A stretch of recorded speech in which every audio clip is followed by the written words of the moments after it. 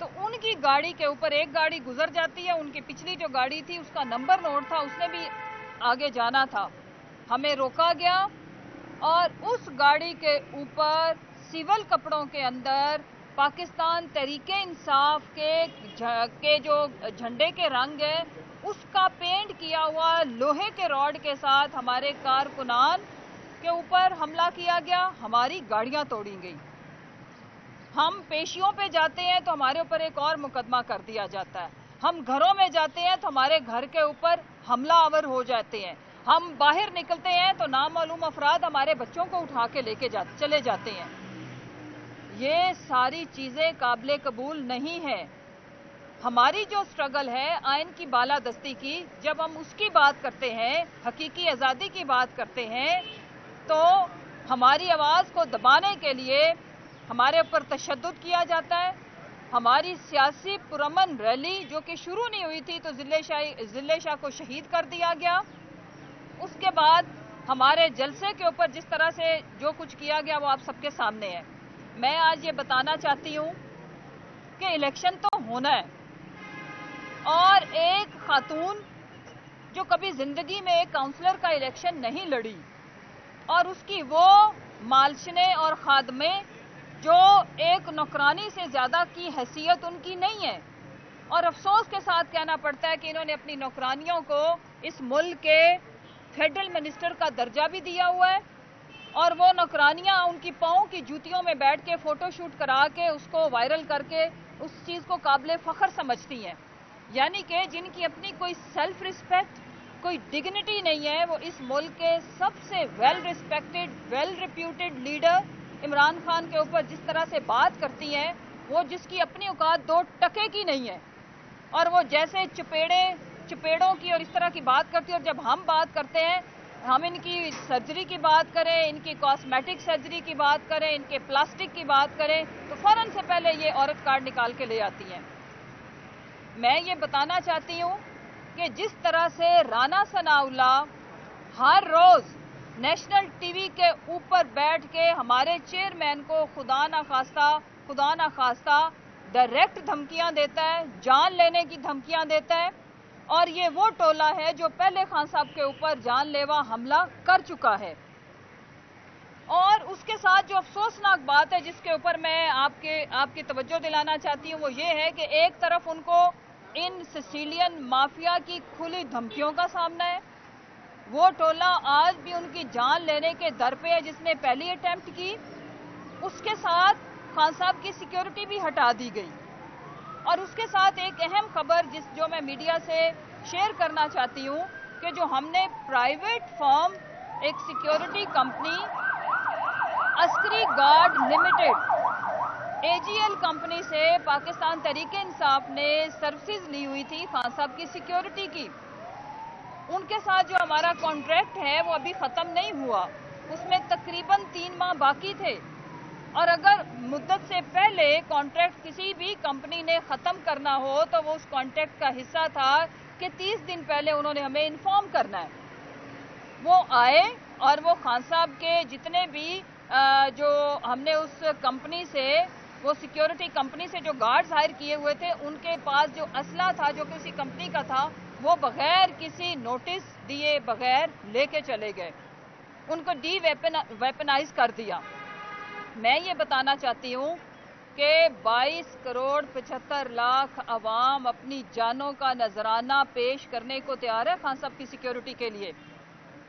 और ये जो मेला आपको ज़मान पार्क के बाहर नजर आता है, आपने कौन कौन सा जुल्म है जो नहीं किया, उसकी एक ही वजह है कि पाकिस्तान में इस वक्त राइज है जो कानून, वो है जंगल का कानून।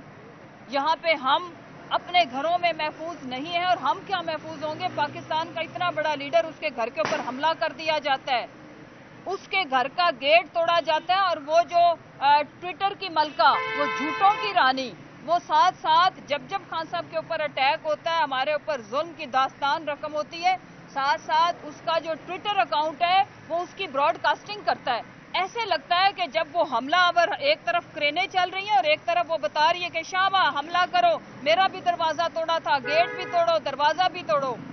बीबी, तुम्हारा दरवाजा जो टूटा था ना, पता करो जिन के साथ तुम्हारी ताज़ा दोस्ती हुई है ना, उन्होंने तोड़ा था। सिंध में हमारी हुकूमत नहीं है। हम इस तरह की कार्रवाइयों की ना सिर्फ मजम्मत करते रहे माजी में भी, ये उन्होंने, उनसे पूछो जिनके बारे में आपने एक सिफारशी किस्म का, प्लांटेड किस्म का, स्क्रिप्टेड किस्म का इंटरव्यू दिया और उसमें आप मुकर गई कि मेरे अब्बू ने नंगी तस्वीरें मोहतरमा की नहीं फेंकी थी, वो तो उन्होंने फेंकी थी जिन्होंने फेंकी थी। तो वो जो उन्हों जिन्हों है ना बाजी, उधर से पता करो। हम खान साहब का ये वतीरा नहीं है, क्योंकि वो इतनी ताकत और हिम्मत रखते हैं। आप लोगों को उन्होंने नेस्तो नाबूद कर दिया सियासी मैदान में, तो उन्हें क्या जरूरत है एक यूजलेस औरत के खामद चाहे दूसरे कमरे में है या उसके कमरे में है। ये ओछेत कंडे हमने कभी नहीं किए, ना हमें इसकी जरूरत है। आप जिसकी मेहमान थी ना, उधर से पता करो जिसके तरानों के ऊपर आप ताज़ा झूमती हो। मेरी मुराद है जरदारी। पाकिस्तान के अंदर इस वक्त जो बदअमनी, जो आइन और कानून की धज्जियां उड़ाई जा रही हैं, और फिर जो अफसोसनाक पहलू है कि हम तो पहले भी आपको पता है 25 मई के बाद भी दर्जनों भर मुकदमात किए गए, जिसमें ज़्यादातर दहशतगर्दी के मुकदमात थे, अभी भी हमारे ऊपर किए जा रहे हैं, कोई मसला नहीं है। लेकिन जो इन झूठे मुकदमात में हमारे घरों के ऊपर रेड में मुलविस थे, उनके खिलाफ हम कानूनी चाराजोई तो करेंगे। लेकिन मैं एक बात पूछना चाहती हूँ कि 90s में भी जिस तरह से इन्होंने सुप्रीम कोर्ट के ऊपर हमला किया था, डंडे सोटे लेके हमलावर हुए थे, आज सुप्रीम कोर्ट के ऊपर जो ये जिस तरह से हमलावर हुए हैं, ये उस हमले की भी बदतरीन शक्ल है। वो मशहूर ज़माना आपको ब्रीफ केस वाला ये रफ़ीक तारड़ तो याद होगा, वो जो लतीफ़े सुना के इनकी महफिलों में इनको महसूस करने के अलावा से ज़्यादा उनका काम नहीं था। लेकिन ये ब्रीफ केस घुमाने के चक्कर में उनको इस मुल्क का प्रेसिडेंट बनाया गया। आज उसी नस्ल का दूसरा थर्ड डिग्री थर्ड रेटेड का जो एक उसी ख़ानदान का जो चश्मो चराग है, माशाल्लाह से अपने दादा का नाम बिल्कुल रोशन कर रहा है, बिल्कुल उन्हीं के नक्शे कदम पे चलते हुए। जिस तरह से अदलिया के खिलाफ एक मुनज़्ज़म कैंपेन चलाई जा रही है, सुप्रीम कोर्ट के ऊपर जिस तरह से ये हमला आवर है, तो इनको क्या लगता है कि वो डर जाएंगे? वो नहीं डरेंगे। कोई भी अब तारीख में अपना नाम, अपने माथे के ऊपर कलंक लगाना नहीं चाहता।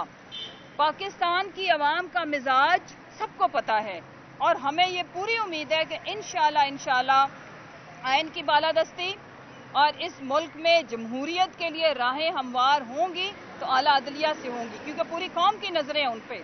जिस तरह से उनकी फैमिलीज़ को और जिस तरह से गलत तस्वीरें लगा के उनके फैमिली मेंबर को रिलेट किया गया पीटीआई के जलसों से, इंतहाई शर्मनाक कैंपेन, झूठी कैंपेन, झूठों की मलका ने 2 दिन में करोड़ों नहीं अरबों रुपए को आग लगा दी झूठे प्रोपेगेंडा के लिए।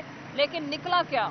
और वो लोग, मेरा उनके लिए एक सवाल है, जिन्होंने हमारे सोशल मीडिया के अजहर माशवानी और बाकी तमाम लोगों को उठाया है कि क्या माशाल्लाह से अब आपके जो कारनामे हैं उसके ऊपर कोई आवाज़ नहीं उठा रहा। ये करोड़ों का मुल्क है और करोड़ों आज़ाद जहन अब अपने जहन को ज़हनी गुलामी से छुटकारा पाके सही मायनों में इस्तेमाल कर रहे हैं। यहाँ पे लोगों को हर चीज़ नज़र आ रही है।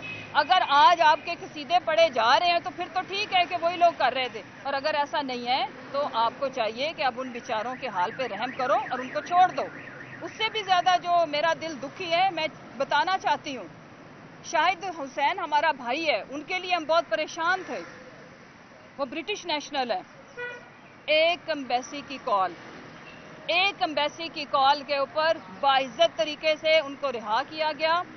और शाहिद भाई ने जो हमें आके स्टोरी सुनाई है, वो पाकिस्तानियों सुनो कि हमें जो जुर्म और जो सज़ा दी जा रही है वो पाकिस्तानी नेशनैलिटी की दी जा रही है, और हमें ये बताया जा रहा है कि अगर किसी भी और मुल्क की नेशनैलिटी होगी तो आपके साथ हम हिरासत में भी 5 स्टार वाला सलूक करेंगे। उनको 5 स्टार कमरे में रखा गया, उनकी सारी ज़रूरियात का ख्याल किया गया, जो कि शुक्र है अल्लाह का कि उनके साथ कोई बदतमीज़ी नहीं हुई। लेकिन हमारे जो इस कौम के मुहिब्बे वतन पाकिस्तानी बच्चे, लीडर और जो हमारे मीडिया से रिलेटेड लोग हैं, उनकी तरह से तजलील की गई कि इंसानियत भी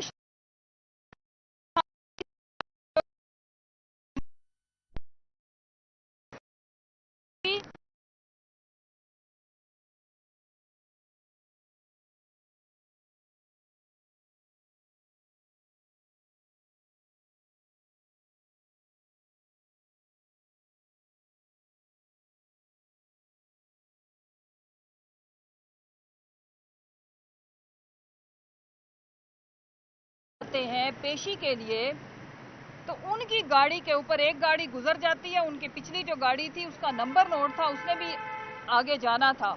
ہمیں روکا گیا اور اس گاڑی کے اوپر سول کپڑوں کے اندر پاکستان تحریک انصاف کے جو جھنڈے کے رنگ ہے اس کا پینٹ کیا ہوا لوہے کے راڈ کے ساتھ ہمارے کارکنان کے اوپر حملہ کیا گیا, ہماری گاڑیاں توڑی گئی.